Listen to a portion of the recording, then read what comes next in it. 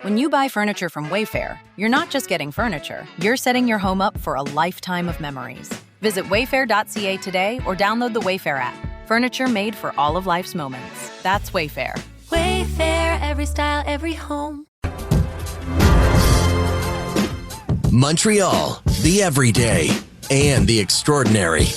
The Elias Mako Show on CJAD 800.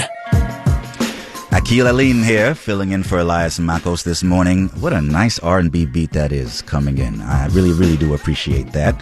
I think puts us in a good mood, especially considering that we have to talk about some tricky issues here. Right now, LaSalle College could be facing a shutdown. The college has been given a 10-day reprieve by the Quebec Superior Court. It gives the school a bit of time to negotiate with the Quebec government, trying to avoid bankruptcy.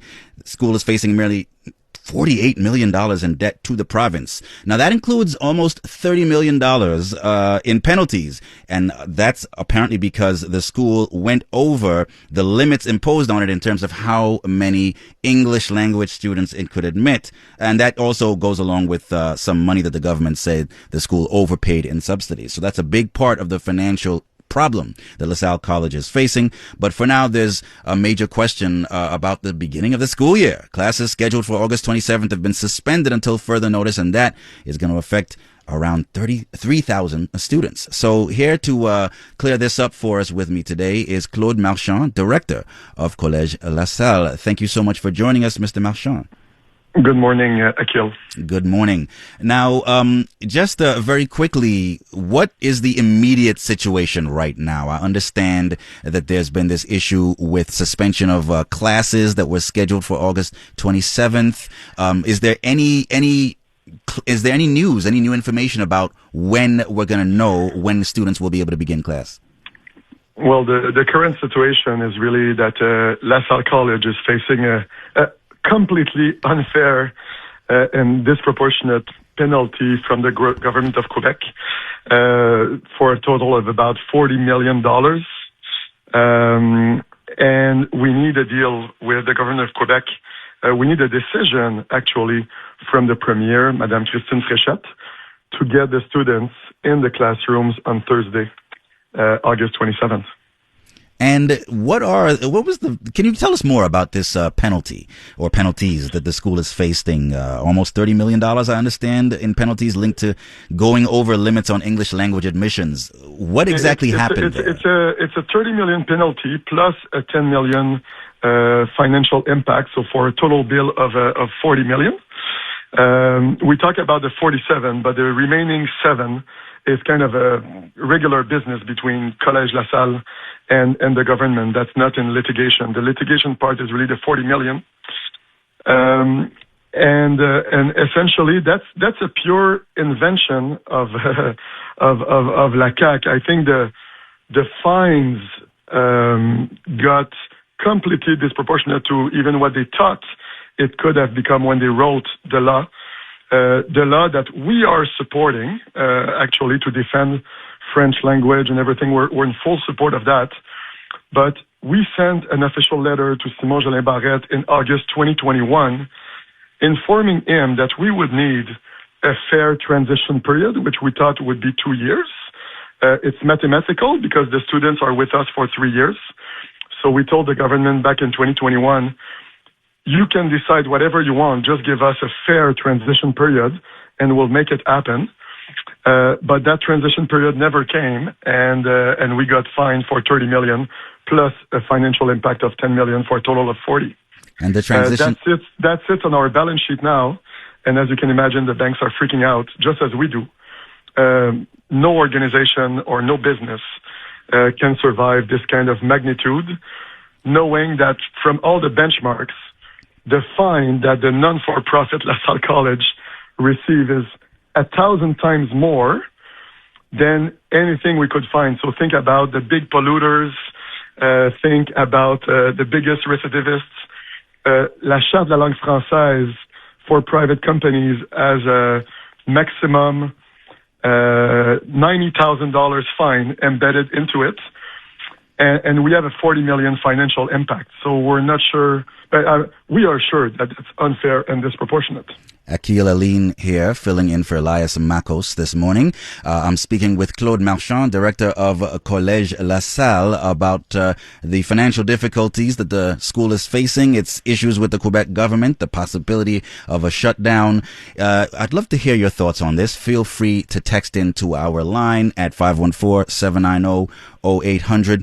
Mr. Marchand, but what is the issue with English language admissions? Is that, and you mentioned earlier, of course, that you had requested an appropriate transition period from the provincial government. What would that have allowed the school to do that would have prevented this current situation?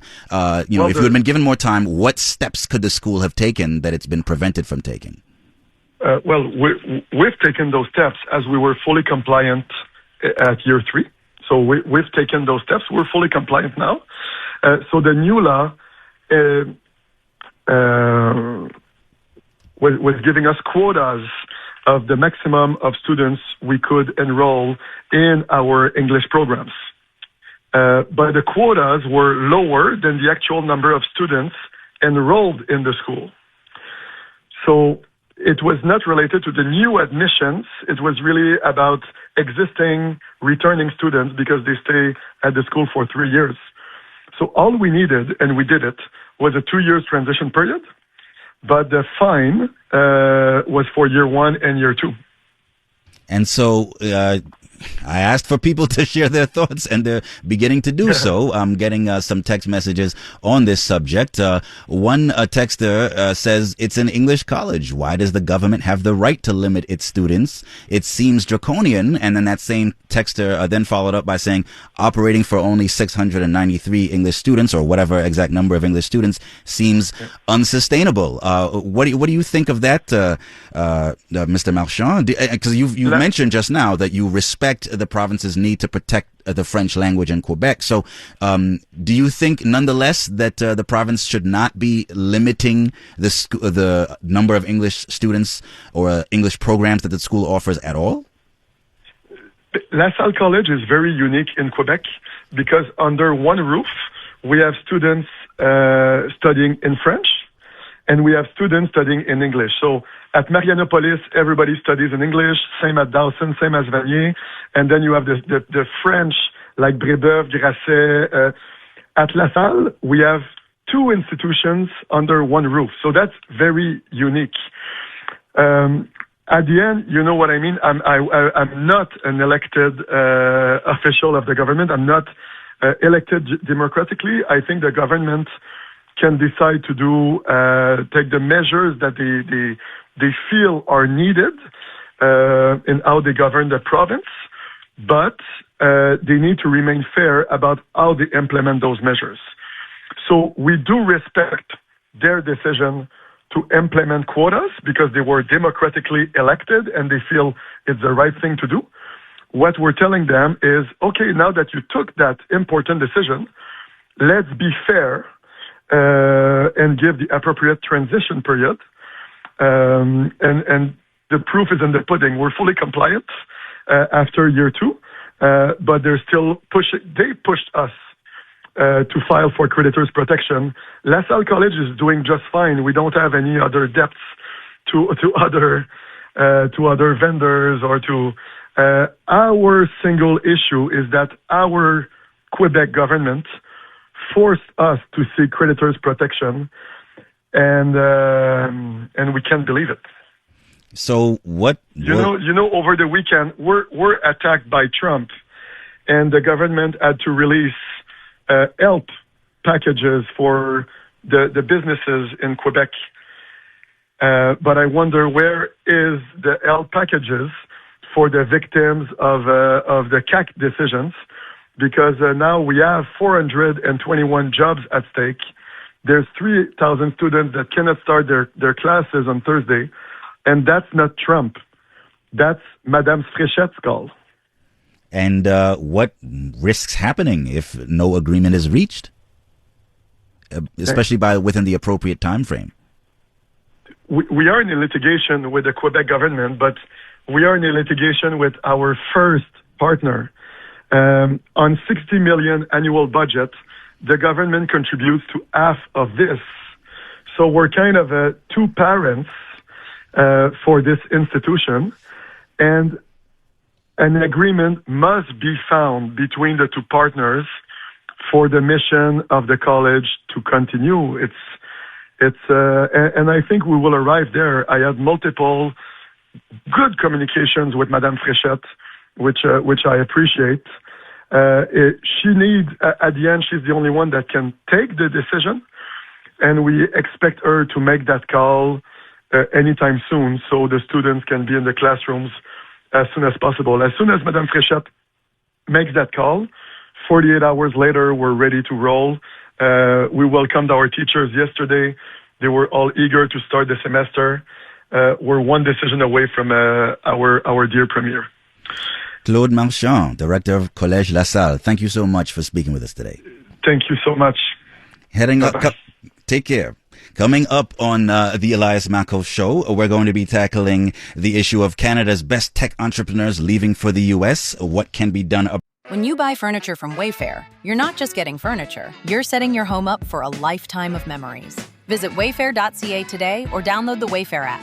Furniture made for all of life's moments. That's Wayfair. Wayfair, every style, every home. iHeartRadio is throwing it back 2010s, the decade. to the days of huge hits and unforgettable anthems. A non-stop stream of the biggest and best. Drake, Rihanna, Beyonce, Katy, Gaga, The Weeknd. And more. All your decade-defining favorites all in one place. Hi, it's Katy Perry. Hey, it's Bruno Mars. This is Kesha. Find 2010's The Decade on the free iHeartRadio app. Preset the station so it's always one tap away. Debate, interviews, and breaking news. The Elias Mako Show. News Talk Radio, CJAD 800.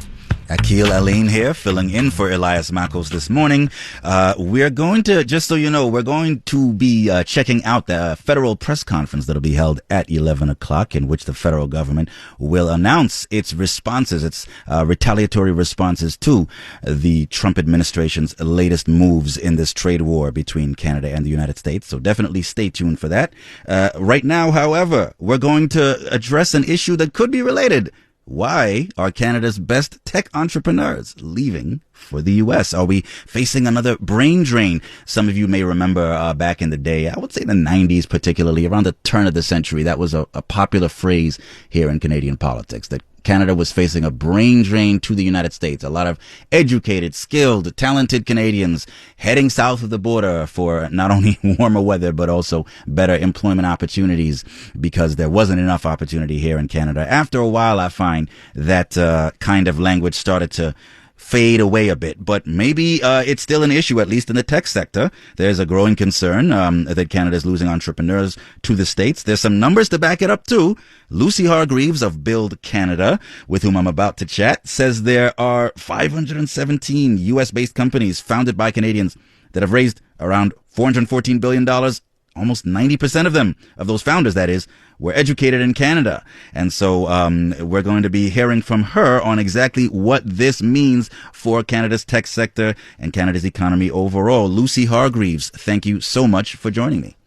Thanks so much for having me. Pleasure to be here. Absolutely. So, can you just give us an overview of what the situation is? Like I mentioned in my intro, I remember the days when, a lot of politicians in particular used to talk about a brain drain from Canada to the States overall. It sounds like you're saying there's something similar happening today in the tech sector in particular, or am I understanding you correctly?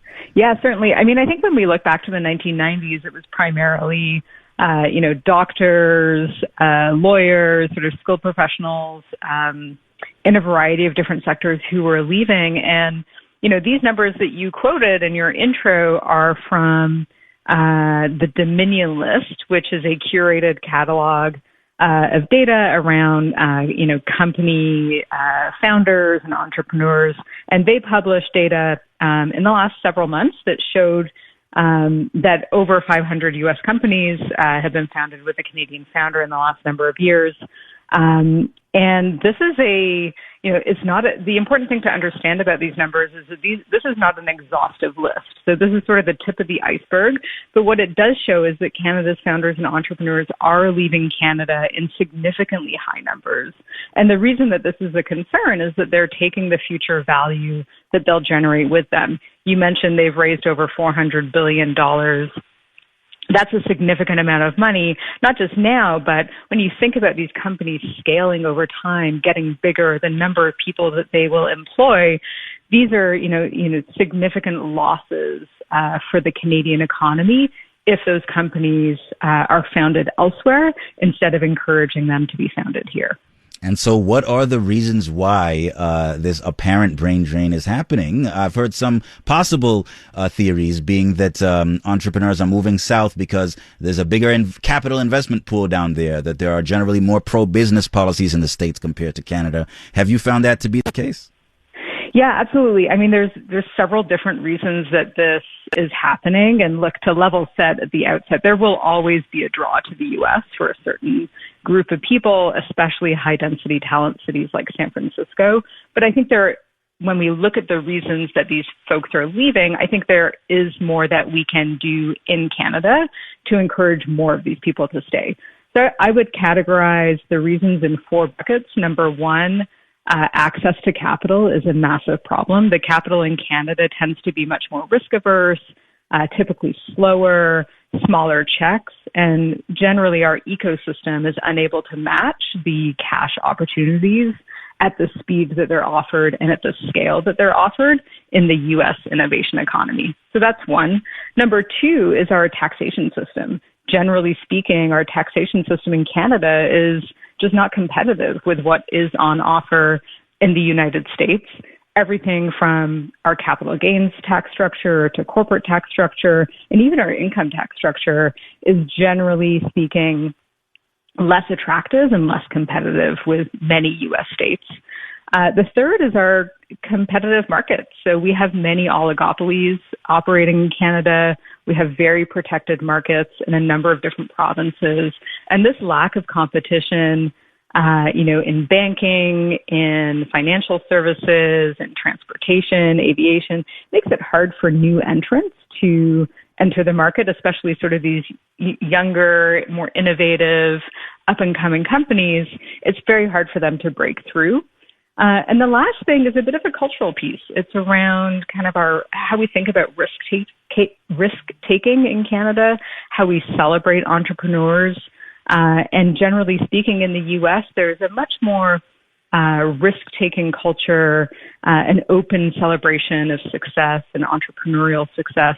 And in Canada, we tend not to have that. And, in the worst case, we tend to actually villainize some of our successful entrepreneurs in this country.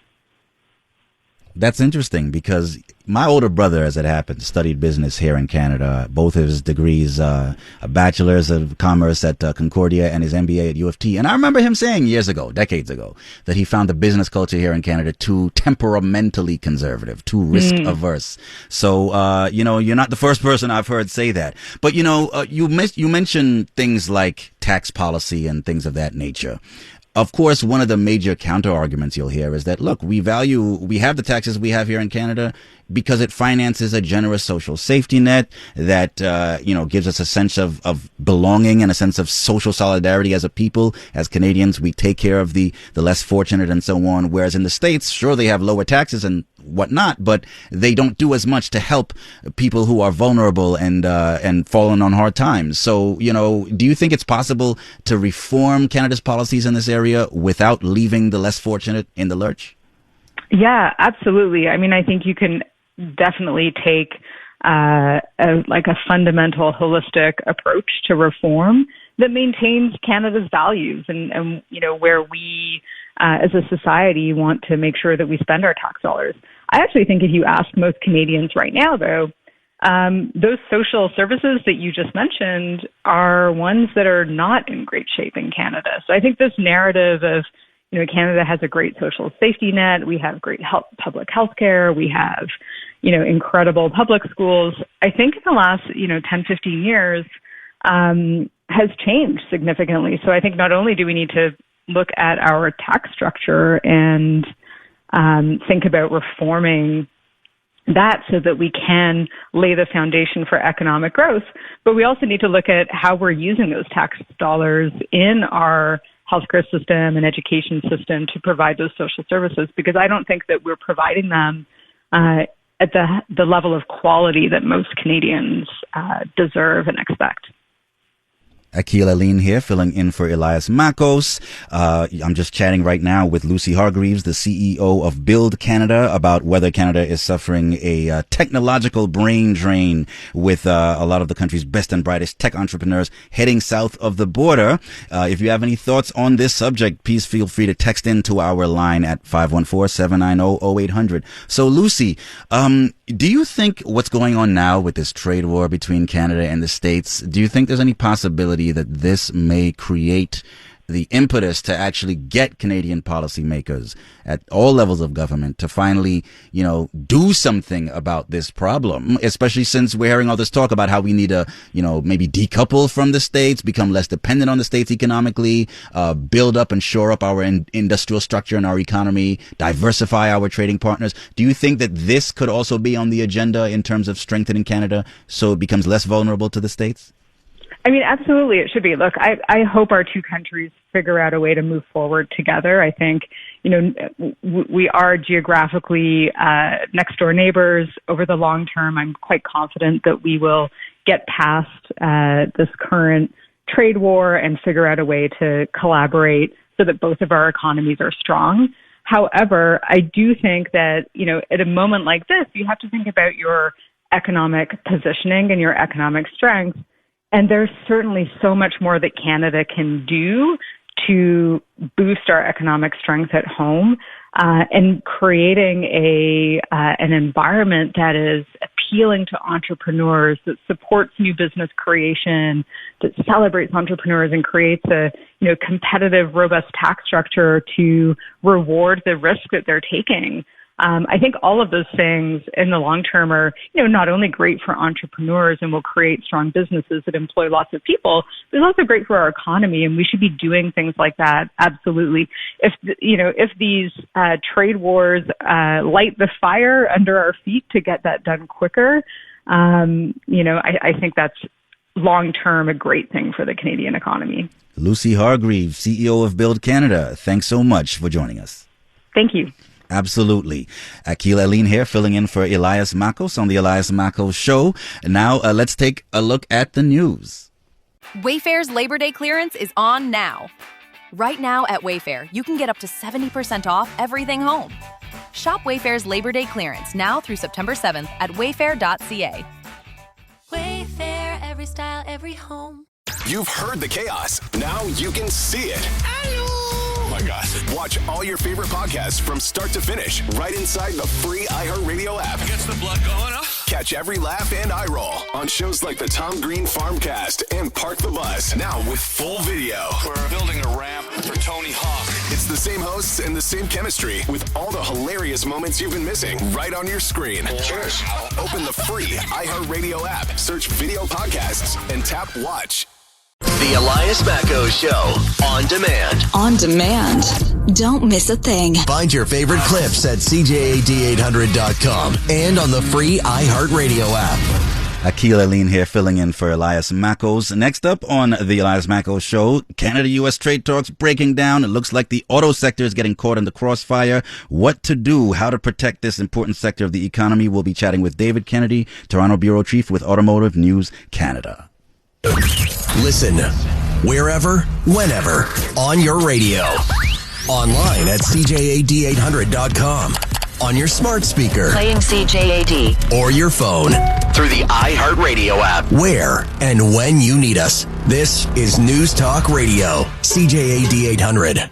You've heard the chaos. Now you can see it. Oh my gosh. Watch all your favorite podcasts from start to finish right inside the free iHeartRadio app. Gets the blood going, huh? Catch every laugh and eye roll on shows like the Tom Green Farmcast and Park the Bus. Now with full video. We're building a ramp for Tony Hawk. It's the same hosts and the same chemistry with all the hilarious hilarious moments you've been missing right on your screen. Cheers.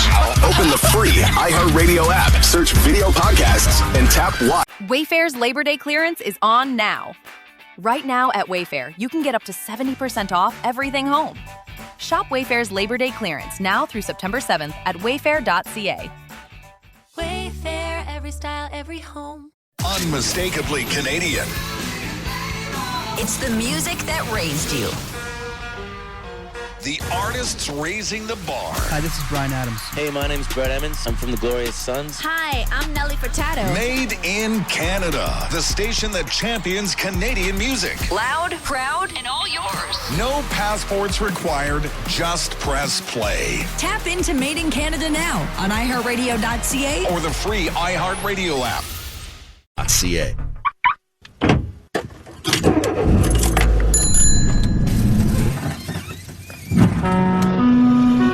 La STN vous souhaite la bienvenue à bord. You can carpool with him. Elias Mackos is in transit on CJAD 800.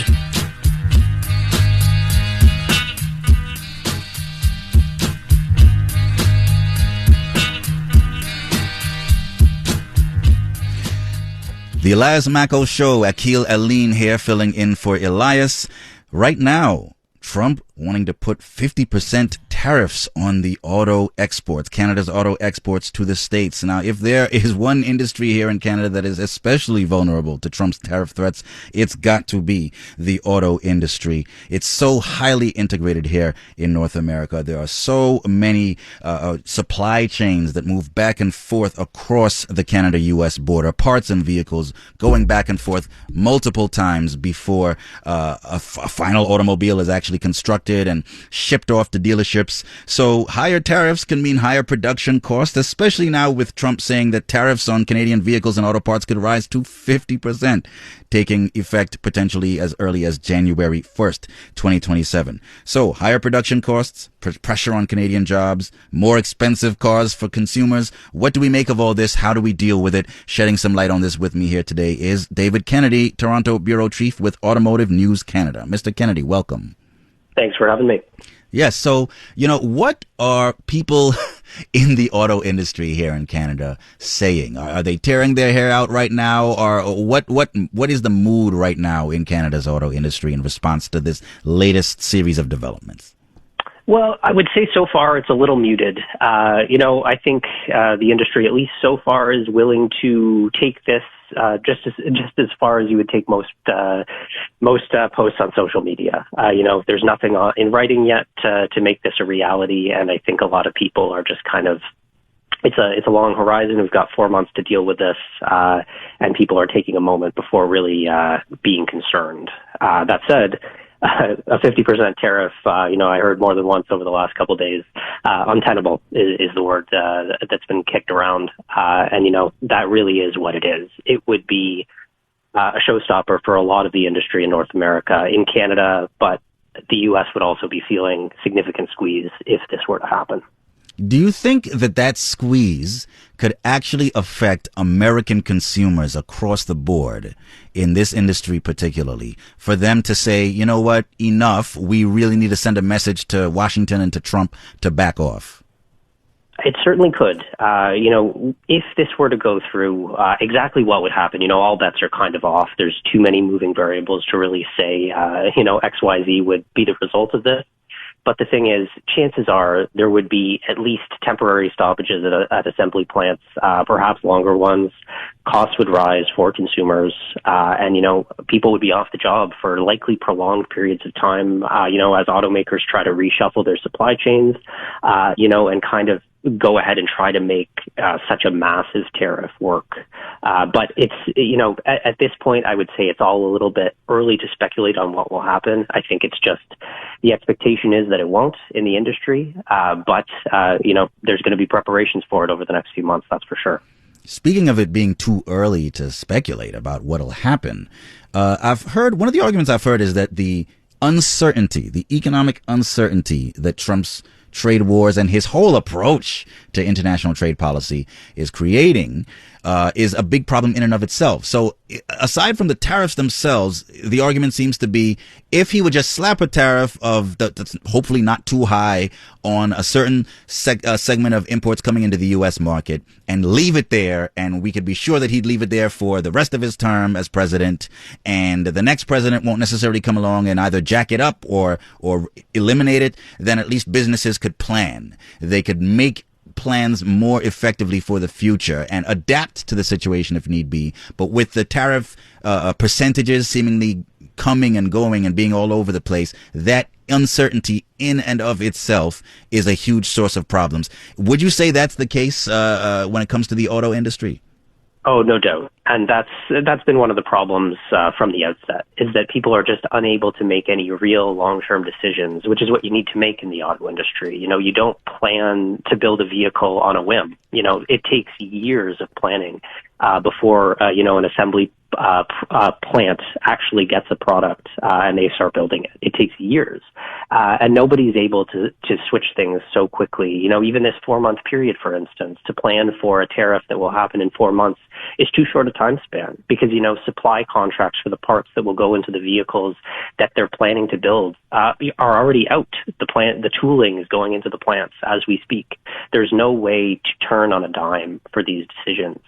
It's creating a lot of problems in the auto industry. And for Canada in particular, what it's doing is creating investment uncertainty. You know, you don't necessarily want to spend millions or billions of dollars putting in an assembly plant or a product at an assembly plant that you then will pay a high tariff on. So it's making people think twice about where they spend their money and how they plan out their future products. Akil Aline filling in for Elias Makos this morning. I'm on the phone right now with David Kennedy, Toronto Bureau Chief with Automotive News Canada, talking about the impact of the trade war with the States on Canada's auto sector in particular. If you have any thoughts on this subject, please feel free to text into our text line at 514-790-0800. So, David, you mentioned just now plans and preparations that are being made in the industry. Can you give us a more specific idea of how those look? How's the industry going to deal with this going forward? Yeah, at this point, I would say it's all still theoretical. You know, I think the industry is going to continue as they have the last 18 months since we've seen this tariff war start. Not a whole lot has changed. As much as, it grabs a lot of headlines, automakers are continuing to build vehicles, parts suppliers are continuing to build parts for cars, and we haven't seen a whole lot change, and I don't think we will yet. There is, if it becomes very clear that these tariffs are here to stay forever, then we will definitely see supply chains get ripped out and redesigned accordingly. But so far, I think the consensus in the industry is that, they want to see the integrated North American supply chain stay intact, with Canada, United States, and Mexico building cars together as it kind of has been for the past 40 years. So that's the kind of the best case scenario for the industry, that they want to see things get back to normal. And kind of every move that's been made so far, there's been some adjustments on the fringes, but, every move that automakers have made so far kind of indicates that they think eventually we will get back to a scenario where there's no tariffs or a low enough tariff that it won't affect their business. See things get back to normal from your mouth to God's ears, David. Thank you so much for joining me. Thanks for having me. Absolutely. The Elias Makos Show, this is Akil Aline. When you buy furniture from Wayfair, you're not just getting furniture, you're setting your home up for a lifetime of memories. Visit wayfair.ca today or download the Wayfair app. Furniture made for all of life's moments. That's Wayfair. Wayfair, every style, every home.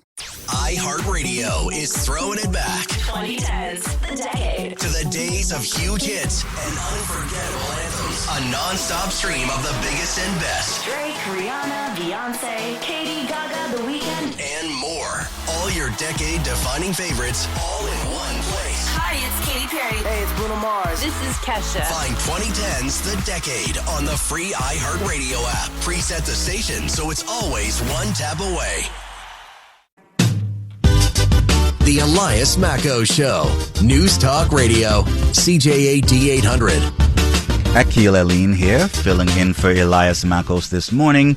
Now, I really want to go to you and hear from you on all of this talk surrounding this trade war that we're apparently in the thick of now with our neighbors to the south, particularly if you're someone who maybe has personal ties to the United States, friends there, families there, business there, if you've ever lived there as I have in the past, that sort of thing. You know, what kind of effect is this trade war having on you, and how's it influencing the way you want to see Canada respond to Trump's threats of 50% tariffs and things of that nature?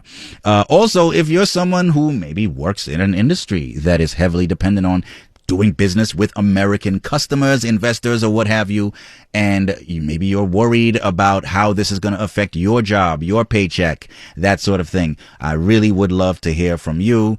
Again, you can reach us here via text message or call at our text and call line, 514-790-0800.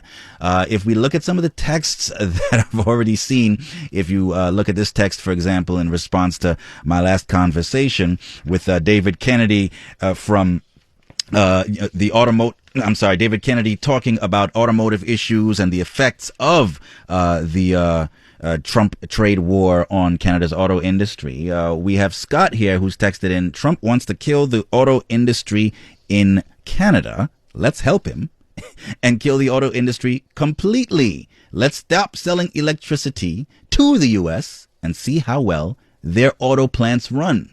That's one interesting idea. I did mention earlier, and I've mentioned this before, we probably need to be looking at other ways besides just retaliatory tariffs, other retaliatory measures that could be taken that might hopefully have an impact on the states, an impact on American voters in particular, and get them to send a message to Washington, to Trump in particular, that he needs to back off. Certainly, unfortunately, I don't think complaints from Canadians from Canada are going to do the trick. I think Trump is going to have to hear loud and clear from Americans who are opposed to his trade war if there's going to be any hope of him backing down, if there is any such hope at all.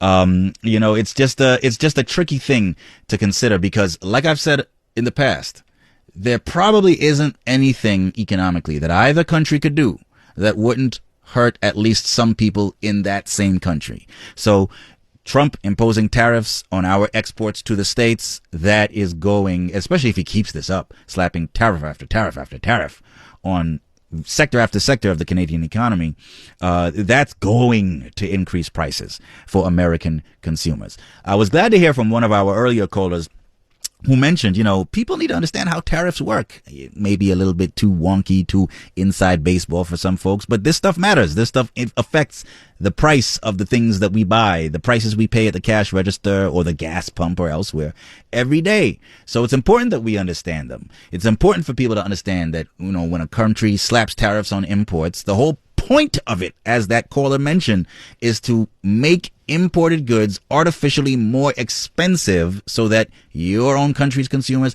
will hopefully be less likely to buy those imported products and more likely to buy products that are made in the country itself. In this case, it's Trump who started this trade war, who started the round of tariffs starting last year.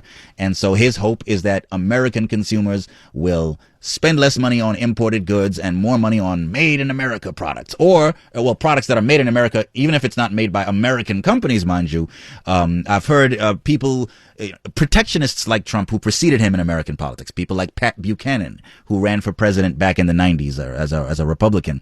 He's been an economic protectionist for a long time, and he used to say, we're not opposed to foreign companies selling their products. And he talked specifically about cars. I remember that. He said, if you're a CEO at a Japanese or German car company and you want to sell your cars here in America, you want to sell it here, build it here. Locate your factories here in the good old US of A so that you'll create jobs for American workers. So that's the whole idea behind tariffs in general. But it's important to understand that tariffs work by making imported goods more expensive. That's how they work. This is what always bothered me about the last U.S. presidential election, that the main issue, or one of the main issues on American voters' minds, was the high cost of living, and yet they elected a candidate whose sole economic policy proposal was tariffs, and more tariffs.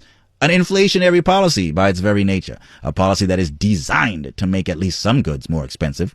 And, for those who might say, well, it's all good, we'll just switch to buying American. Well, the whole reason why the tariffs were imposed in the first place is that a lot of those American-made products were more expensive to begin with. So that's still, either way, however you slice it, it still amounts to people spending more money on things, having to pay higher prices. We have a call now from Sammy from Lachine. Sammy, what say you? Yeah, hi. Just wanted to just say that I'm proud of the response. I'm proud of the Prime Minister. And I saw this Doug Ford yesterday and his comments. I just wanted to say that we can see a different response or a different perspective from Mexico. It's more subdued. It's not confrontational with Trump. We know that for Trump it's personal. It's not about the workers. It's not about everybody else. It's him. And I would think that escalation and personal attacks against Trump, especially, I saw the speech by Doug Ford yesterday, would not be helpful to the Canadians or to the discussion. With that, we have to push back 100%. Thank you, Sammy. I really appreciate your contribution. It's interesting you mentioned Mexico because to the extent that Mexico has commented on this in the recent past, I remember Claudia Sheinbaum the president of Mexico seemed to want to attack Canada verbally instead of the States. I remember when she made that remark about how Mexico has thousands of years of history and heritage to offer and Canada has nothing by comparison. I thought that was an interesting reaction. Joseph in the West Island, share with us. Yes, I don't think there's really much we can do about the tariffs. I don't believe it's going to end fairly quickly. It's going to last a while. But I do believe, and I'm a strong believer in this, that businesses could do something to offset what's happening with the tariffs, regardless of how it affects them, because most businesses will get affected either directly or indirectly. But there's a fact known that operations, 20 to 30% of our operation costs are inefficiencies. And we could improve those efficiencies to get back some of the money that we're going to be losing because of what's happening with the tariffs. And rather than just pass on the cost, we can improve our efficiencies. Even if you improve it by 10, 15%, you can do an enormous amount on your profits. And that's where I stand on that. Thank you, Joseph. Much appreciated. Maybe you've got a point. Maybe this dark cloud of this trade war could have a silver lining in that it might prompt us, prod us Canadians to take some steps to correct some long-standing problems that have existed in our own economy right here at home that politicians have been reluctant to tackle until now, especially if we're going to have to look at, to some extent, decoupling Canada's economy from the States. Maybe some pretty drastic changes are going to have to be made. So thanks a lot for that.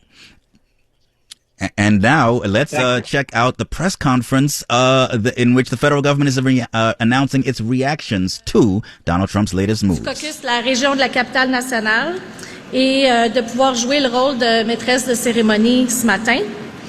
Before we begin, I would like to acknowledge that we are gathered today on the traditional and unceded territory of the Algonquin Anishinaabe people. We recognize the enduring presence, cultures, and contributions of Indigenous peoples, and we are grateful to be able to gather on this territory today. Alors aujourd'hui, nous sommes réunis pour faire le point sur la réponse du Canada aux tarifs imposés par les États-Unis et sur les mesures mises en place pour soutenir les travailleuses et les travailleurs, les entreprises, ainsi que nos communautés touchées par ce différend commercial. Alors que nous continuons à naviguer dans un contexte commercial toujours en évolution, notre gouvernement demeure déterminé à protéger les emplois, à soutenir nos entreprises et à renforcer la résilience de notre économie.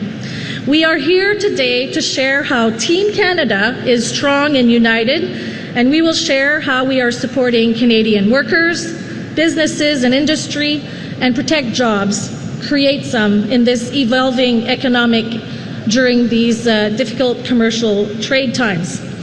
I do want to recognize all of you that are here today participating to this important announcement.